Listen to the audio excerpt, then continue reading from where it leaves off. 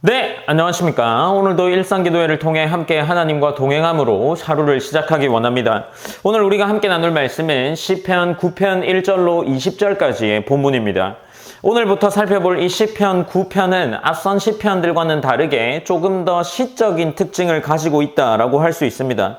시편 9편과 시편이 비슷한 시의 맥락을 가지고 있어서 이 두 시편이 원래는 하나의 시였을 것으로 보는 사람들이 많이 있습니다.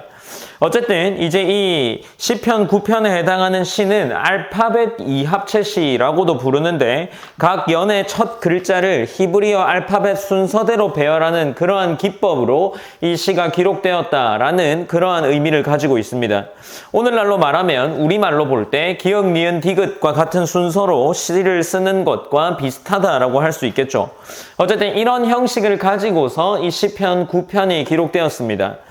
이러한 시를 기록한 이유는 그저 하나님께서 주신 이 문학적인 아름다움을 표현하는 것보다 하나님의 구원과 공의를 처음부터 끝까지 잘 기억하도록 돕는 역할을 하기 위해 기록했다라고 보는 것이 조금 더 좋은 이해가 아닐까 합니다.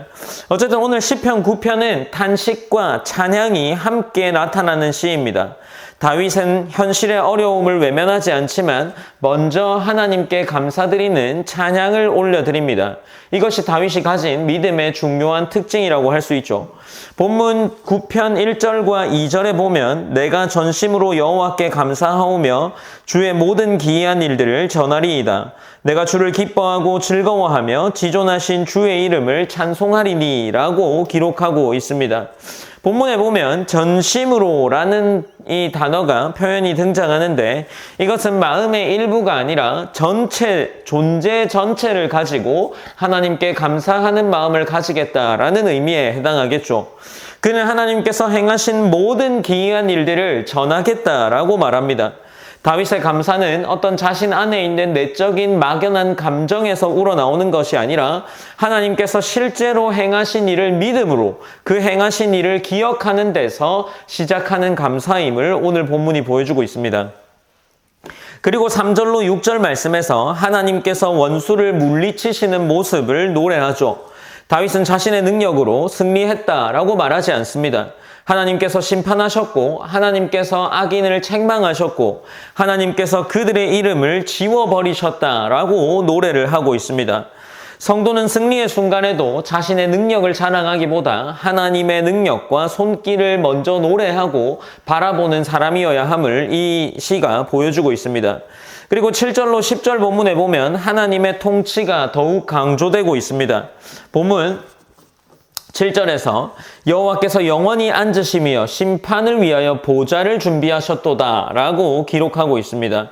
여기서 여호와께서 영원히 앉았다라고 기록하고 있는 이 앉으신다라는 표현은 자리에 앉는다라는 그런 동작의 의미보다 더 넘어서는 것을 의미로 가지고 있죠. 왕으로서 보좌에 앉아서 통치하신다라는 의미를 가집니다.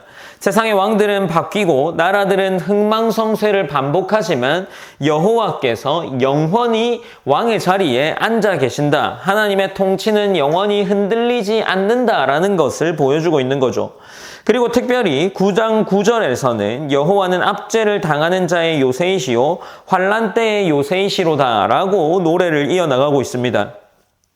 이 9절 본문에 등장하는 요새라는 것은 피난처를 의미한다기보다 적이 무너뜨릴 수 없는 높은 산성을 의미함과 동시에 하나님께서 위로하시며 보호하시는 장소를 우리가 기억할 수 있도록 노래하고 있는 겁니다. 그리고 11절로 12절까지 하나님의 백성들에게 하나님을 찬양할 것을 권면합니다. 그리고 피 흘림을 신문하시는 이가 그들을 기억하시며 라고 이 시가 이어지는데 성경에서 마찬가지로 피 흘린다는 것 그리고 기억한다라는 이런 것들은 하나님께서 행동하시고 구원하신다는 의미를 가지고 있는 거겠죠. 세상은 억울한 일을 잊어버릴 수 있겠지만 하나님께서는 행동하시며 그 일들을 잊어버리지 않으시고 성도를 보호하시고 지키십니다. 그리고 13절로 14절에서 다윗은 다시 간구함으로 이 시를 이어나가는데, 지금까지 하나님을 찬양하던 다윗은 이제 여호와여 내게 은혜를 베푸소서라는 기도를 하면서 나아가고 있습니다. 시편의 특징은 이 찬양과 간구가 자연스럽게 이어진다는 것을 보여주고 있는 거죠. 하나님을 찬양하는 사람도 여전히 도움을 구할 수 있습니다. 기도하는 사람도 하나님을 찬양할 수 있습니다. 그러니 이 기도와 찬양이라는 것은 각각 개별적인 고백이 아니라 하나님 앞에서 함께 믿음을 가지고 두 가지를 붙들고 고백하며 나아가는 것을 알 수 있는 거죠. 그리고 15절로 18절 본문에 다윗은 다시 한번 하나님의 공의를 강조하면서 이 시를 이어나갑니다. 다윗은 악인이 자신이 판 함정에 빠졌다라고 말을 하죠. 이 역시 시편에서 반복되는 주제라고 할 수 있습니다. 하나님께서 악을 방치하지 않으시며 결국 공의롭게 심판하십니다. 반면 가난한 자와 궁핍한 자의 소망은 영원히 끊어지지 않는다라고 시가 이어져 나가는데, 여기서 가난한 자는 하나님만 의지하고 하나님만 믿으며 겸손한 모습으로 나아가는 그러한 자를 의미하는 겁니다. 마지막 19절로 20절에서 다윗은 이렇게 노래하며 이 시편을 마무리하는데, 여호와여 일어나사 인생으로 승리를 얻지 못하게 하시며 이방 나라들이 주 앞에 심판을 받게 하소서. 여호와여 그들을 두렵게 하시며 이방 나라들이 자기는 인생일 뿐인 줄 알게 하소서라고 이 고백을 이어나가고 있습니다. 인간은 끊임없이 자신의 힘과 능력을 절대화하려고 하지만 지금 다윗이 노래하는 것은 그러한 인간이 결국에 자신의 인생은 그저 인생일 뿐임을 알게 해달라는 기도로 마무리되고 있는 거죠. 하나님 앞에서 우리는 모두 피조물이며 하나님만이 왕이심을 노래하는 표현이 19절로 20절 본문에 등장하면서 오늘 시가 마무리되고 있습니다. 시편 9편은 어떤 시이겠습니까? 현실의 고난을 외면하지 않습니다. 그러나 그보다 다윗은 하나님의 통치와 공의를 구하며 나아가고 있는 거죠.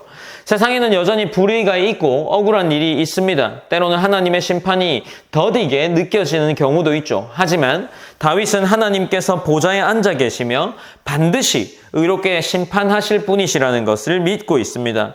그러기에 우리가 오늘 이 시편을 보면서 함께 생각했으면 하는 것은 하나님이 영원히 왕의 자리에 앉으셔서 이 땅을 통치하시고 다스리신다는 겁니다. 이 땅에 수많은 흥망성쇠의 왕조들이 있었어도 하나님께서는 영원히 이 땅의 주인이 되셔서 이 나라와 전 세상과 온 세상을 통치하고 계심을 우리가 기억하는 하루가 되었으면 좋겠습니다. 우리가 오늘 함께 기도할 때 내 삶 가운데 조금 더 넓게는 세상의 불의와 어려움 속에도 하나님께서 여전히 온 세상을 공의롭게 다스리시는 왕이라는 사실을 우리가 믿을 수 있도록 우리 믿음을 위해서 기도했으면 좋겠습니다. 그리고 두 번째로는 하나님께서 우리를 기억하시고 붙드신다는 사실을 믿으면서 앞선 모든 시편에서 다윗이 하나님을 찬양하고 노래하는 것처럼 우리의 오늘 하루 동안 하나님을 찬양하고 노래함이 우리의 마음에 머물러 있기를 기도했으면 좋겠습니다. 제가 기도함으로 오늘 일상기도회를 마무리하겠습니다. 사랑의 하나님 감사합니다. 하나님, 우리가 오늘도 시편 9편의 말씀을 함께 나눕니다. 하나님, 우리가 나눈 말씀을 통해서 하나님을 기억하게 하는 하루가 되게 하시고 하나님이 주시는 은혜와 복을 누리며 나아갈 수 있는 귀한 하루가 오늘 하루 될 수 있도록 인도하여 주시옵소서. 우리가 함께 나누었던 말씀처럼 하나님께서 이 땅을 다스리신다는 것, 그리고 이 땅을 다스리시기에 우리가 그 사실을 믿을 수 있는 믿음이 우리에게 허락되기를 간절히 구합니다. 오늘 하루가 그러한 믿음을 가지고 살아나가는 하루 되게 하시고 그렇게 하여서 하나님을 더 노래하고 찬양할 수 있는 귀한 우리 성도의 하루가 될 수 있도록 인도하여 주시옵소서. 오늘 하루도 함께 하심을 믿습니다. 그 함께 하심이 우리 피부 곁에서 또 우리의 삶 곁에서 느껴질 수 있는 귀한 복된 하루가 될 수 있도록 인도하여 주시옵소서. 모든 영광 하나님께 올려드리며 살아계신 예수님의 이름으로 기도드립니다. 아멘.